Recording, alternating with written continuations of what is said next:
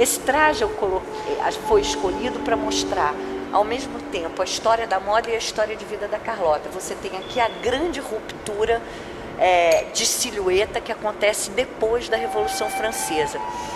Caem todos os artificialismos, cai o panier, cai o sapato alto, cai a peruca alta, a peruca abaixa, né? Os adereços ficam mais delicados, toda a influência passa a ser uma influência baseada na tradição greco-romana. Vesúvio e Pompeia tinham sido descobertas na metade do século XVIII. Os pintores começaram a retratar, fazer pinturas históricas sobre o Império Romano, e a moda começa a buscar uma nova cara. Por quê? Porque com a Revolução Francesa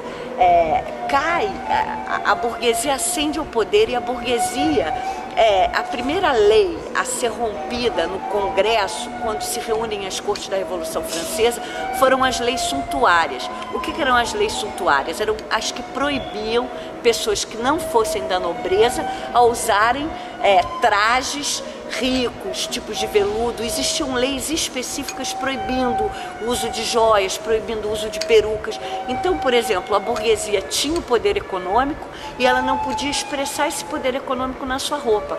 Os burgueses, durante as sessões na França, eles eram obrigados a se vestir de preto, e isso para eles era uma humilhação, né? Eles tinham dinheiro e se sentiam humilhados e não podiam usar os trajes.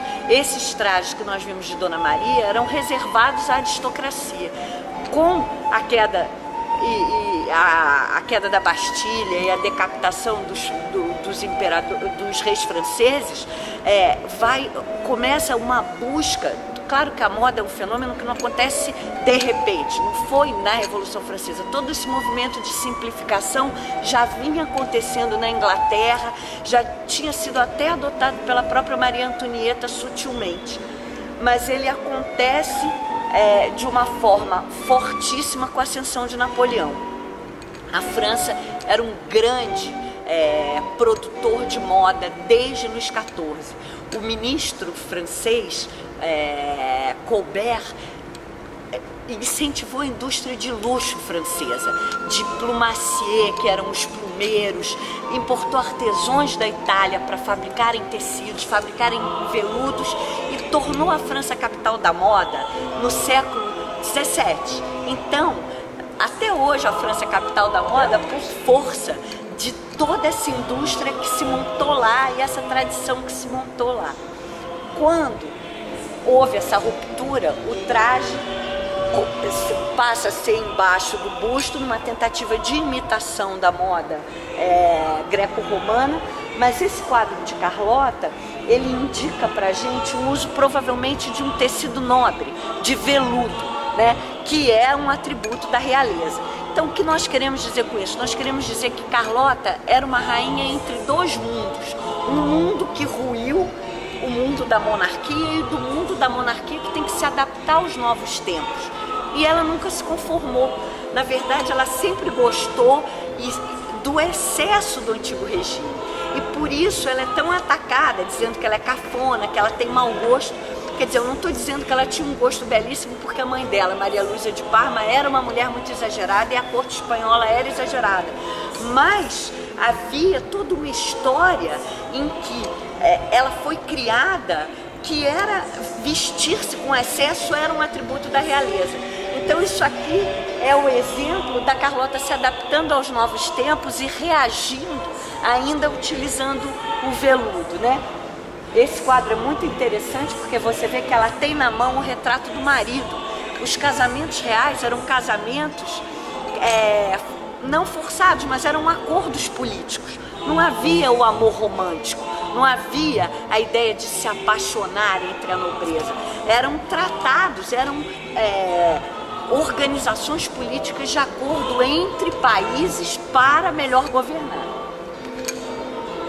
O terceiro traje de Carlota é uma pintura baseada numa pintura de Debré, que na verdade é muito pequenininho, e nós fomos lá e pegamos e ampliamos. E é maravilhoso eu escolher esse traje porque é um traje de montaria.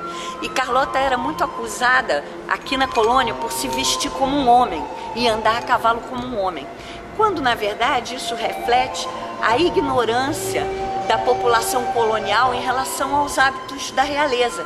Porque toda rainha era educada, fazia parte da boa educação das mulheres reais aprender a montar a cavalo.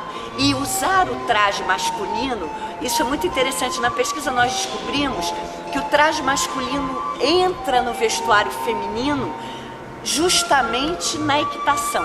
A partir da equitação começa a se usar a alfaiataria masculina. E você vê que essa jaqueta da Carlota poderia ser muito bem uma jaqueta de Napoleão, né?